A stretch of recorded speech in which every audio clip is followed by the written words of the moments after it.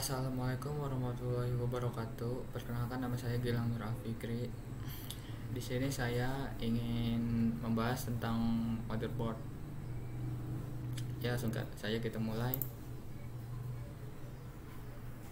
Yang pertama, pengertian motherboard. Pengertian dari motherboard sendiri yaitu papan sirkuit tempat berbagai komponen elektronik saling terhubung seperti pada PC atau Macintosh dan biasanya disingkat dengan kata MOBO. Pengertian lain dari motherboard atau dengan kata lain mainboard adalah papan utama berupa PCB yang memiliki chip BIOS, program bergerak, jalur-jalur dari konektor sebagai penghubung akses masing-masing perangkat. Dalam sistem komputer,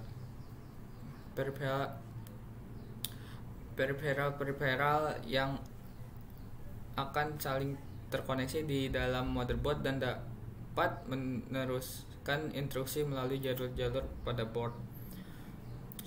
Seluruh peripheral yang terkoneksi akan menjadi sebuah sistem komputer yang utuh. Sementara fungsi motherboard pada umumnya adalah menghubungkan seluruh komponen penyusun sebuah komputer. Motherboard bisa dikatakan sebagai tulang punggung backbone dari sistem komputer. Semua komponen komputer pasti terhubung dengan motherboard, baik langsung maupun tidak langsung. Selanjutnya, fungsi-fungsi dari motherboard. Peran dari motherboard sebagai sebuah tulang belakang komputer bukan hal yang tidak beralasan, sebab motherboard memiliki berbagai macam fungsi. Selain dengan fungsi utamanya yaitu sebagai media yang menampung komponen pada komputer, motherboard juga berfungsi untuk mengatur kode basic input atau output sistem BIOS pada chip read-only memory ROM. Kode BIOS adalah sebuah firmware, yang mana firmware tersebut tidak akan hilang meski komputer dalam kondisi off dan juga tidak dapat diubah oleh prosesor sistem operasi yang normal atau software aplikasi. Selain itu, bila Anda memperhatikan pada motherboard terdapat kumpulan slot-slot yang memungkinkan pengguna komponen atau perangkat eksternal yang mampu meningkatkan fleksibilitas dari komputer itu sendiri. Perangkat yang dimaksud ialah printer, keyboard, mouse, jack audio, hard disk eksternal, atau stick game. Jenis-jenis motherboard. Yang pertama tuh motherboard AT, Advanced Technology. Motherboard AT adalah sebuah jenis motherboard yang pertama kali diperkenalkan oleh IBM pada Agustus 1984, lalu kemudian digunakan secara luas pada tahun 1980-an. Motherboard jenis ini memiliki ukuran yang terbilang cukup besar, yaitu 12 x 13,8 inci. Ukuran yang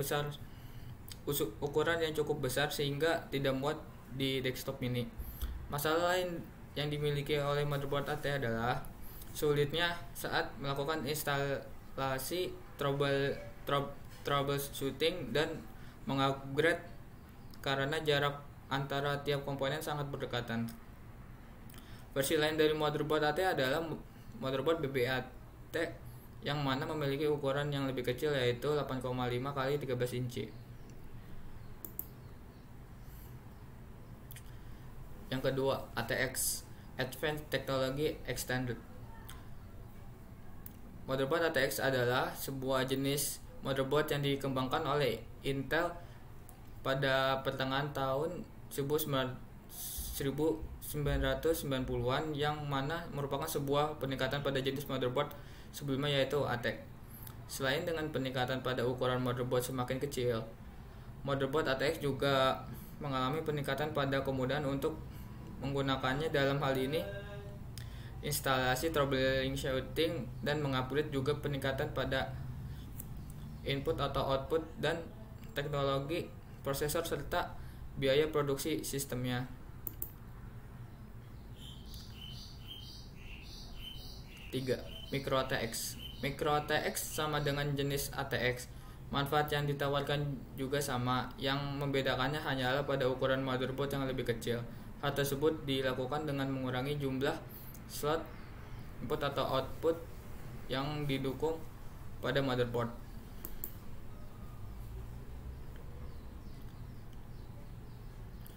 Yang keempat, LPX Low Profile Extended. Motherboard Low Profile Extension diciptakan setelah motherboard ATEX di tahun 1990-an.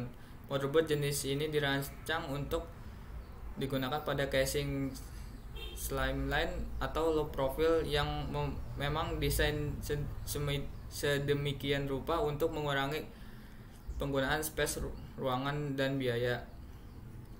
Yang membedakan motherboard jenis ini dengan yang lain adalah pada reserve card, yang mana merupakan sebuah kartu yang dipasang tegak yang digunakan untuk memasang slot ekspansi.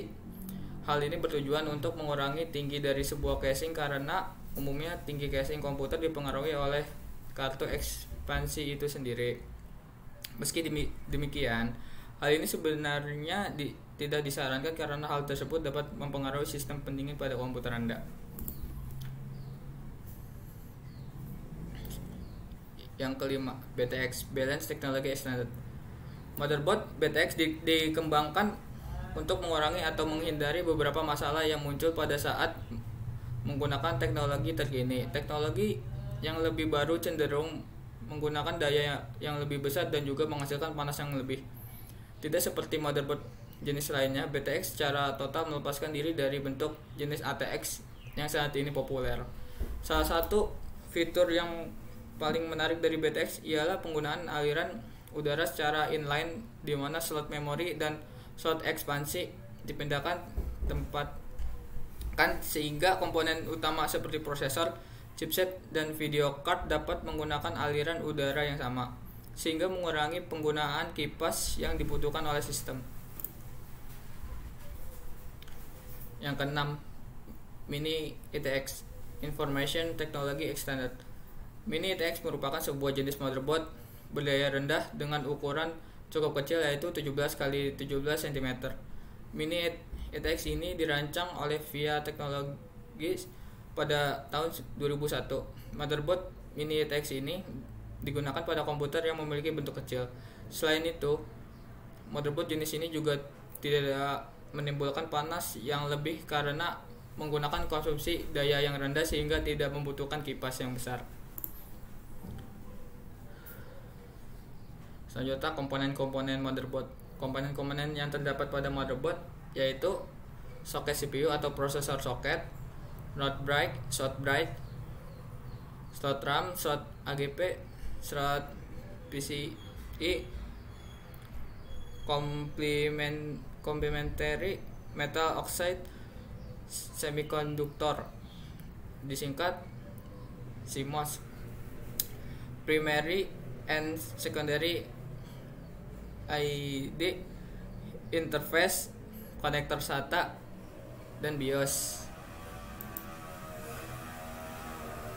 Ya, ini gambar dari motherboardnya, tata letaknya, komponen-komponennya kayak SATA, BIOS, short bright, ID, memori, prosesor soket, dan lain-lain. Sekian dari saya pembahasan dari motherboard. Kurang lebihnya mohon maaf jika ada kesalahan kata. Wassalamualaikum warahmatullahi wabarakatuh.